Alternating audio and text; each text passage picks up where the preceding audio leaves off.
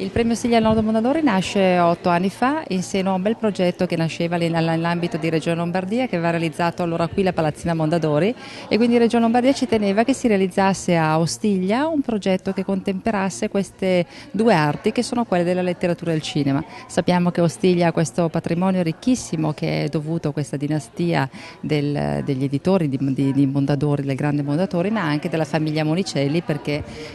Mondadori sposò una Monicelli, e quindi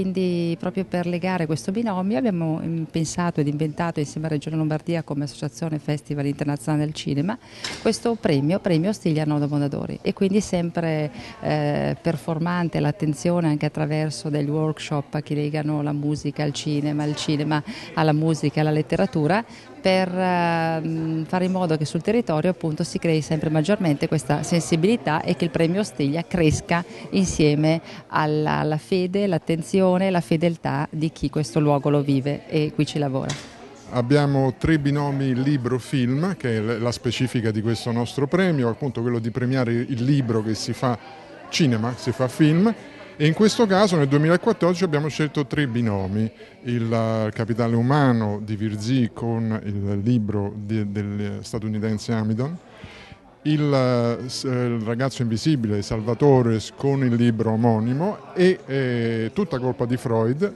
Paolo Genovese, il libro dello stesso Genovese. Questi sono i 3 che concorreranno alla premiazione finale, che avverrà appunto il 17 sera al Teatro Monicelli di Ostiglia. Confermiamo gli eventi cardine degli anni passati, delle precedenti edizioni, quindi ovviamente la cerimonia di premiazione del sabato sera e il momento clou con le varie premiazioni, con la nostra giuria popolare e la giuria tecnica. Ripetiamo anche alcune novità che sono state delle new entry dell'anno scorso. In particolare per il sabato pomeriggio abbiamo la presentazione dell'incontro finale dei lavori del workshop che abbiamo realizzato con il docente maestro Barlera e la collaborazione del Consorzio dell'Oltrepo Mantovano e dei comuni quest'anno di Pegognaga e Villa Poma. E alla domenica mattina un altro evento che era nuovo per l'anno scorso, una sorta di aperitivo con gli ospiti, quindi un momento un po' più conviviale per parlare ed incontrare gli ospiti della serata.